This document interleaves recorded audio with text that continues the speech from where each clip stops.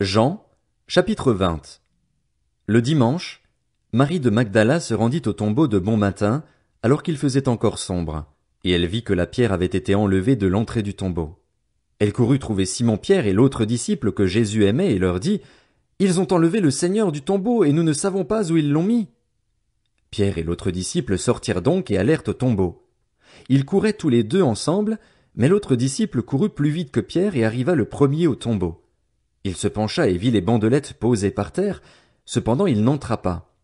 Simon-Pierre, qui le suivait, arriva et entra dans le tombeau. Il vit les bandelettes posées par terre. Le linge qu'on avait mis sur la tête de Jésus n'était pas avec les bandes, mais enroulé dans un endroit à part. Alors l'autre disciple, qui était arrivé le premier au tombeau, entra aussi, il vit et il crut.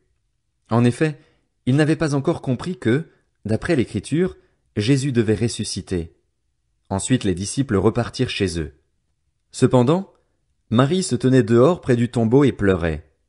Tout en pleurant, elle se pencha pour regarder dans le tombeau, et elle vit deux anges habillés de blanc assis à la place où avait été couché le corps de Jésus, l'un à la tête et l'autre aux pieds. Ils lui dirent, « Femme, pourquoi pleures-tu » Elle leur répondit, « Parce qu'ils ont enlevé mon Seigneur et je ne sais pas où ils l'ont mis. » En disant cela, elle se retourna et vit Jésus debout, mais elle ne savait pas que c'était lui. Jésus lui dit, « Femme, pourquoi pleures-tu? Qui cherches-tu » Pensant que c'était le jardinier, elle lui dit, « Seigneur, si c'est toi qui l'as emporté, dis-moi où tu l'as mis et j'irai le prendre. » Jésus lui dit, « Marie. » Elle se retourna et lui dit en hébreu, « Rabouni, c'est-à-dire Maître. » Jésus lui dit, « Ne me retiens pas, car je ne suis pas encore monté vers mon Père, mais va trouver mes frères et dis-leur que je monte vers mon Père et votre Père, vers mon Dieu et votre Dieu. » Marie de Magdala alla annoncer aux disciples qu'elle avait vu le Seigneur et qu'il lui avait dit cela.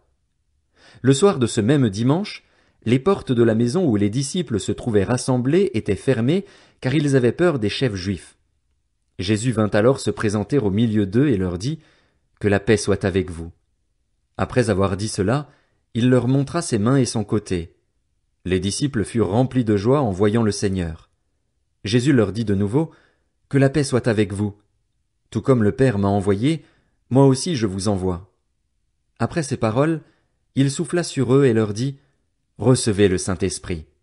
Ceux à qui vous pardonnerez les péchés, ils leur seront pardonnés. Ceux à qui vous les retiendrez, ils leur seront retenus. » Thomas, appelé Didyme, l'un des 12, n'était pas avec eux lorsque Jésus vint.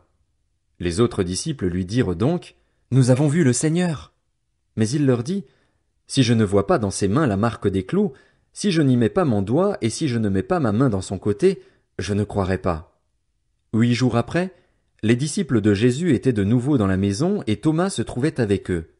Jésus vint alors que les portes étaient fermées, se tint au milieu d'eux et dit, « Que la paix soit avec vous. » Puis il dit à Thomas, « Avance ton doigt ici et regarde mes mains. Avance aussi ta main et mets-la dans mon côté. Ne sois pas incrédule, mais crois. » Thomas lui répondit, « Mon Seigneur et mon Dieu. » Jésus lui dit, « Parce que tu m'as vu, tu as cru. Heureux ceux qui n'ont pas vu et qui ont cru. » Jésus a accompli encore, en présence de ses disciples, beaucoup d'autres signes qui ne sont pas décrits dans ce livre. Mais ceux-ci ont été décrits afin que vous croyiez que Jésus est le Messie, le Fils de Dieu, et qu'en croyant vous ayez la vie en son nom.